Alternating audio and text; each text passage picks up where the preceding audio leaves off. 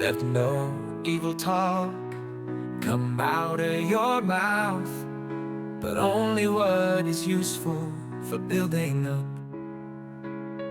as there is need, so that your words may give grace to those who hear. Let no evil talk, let no evil talk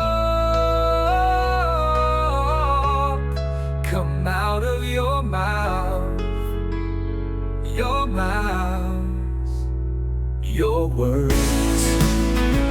Yes, your words may give grace to those who hear.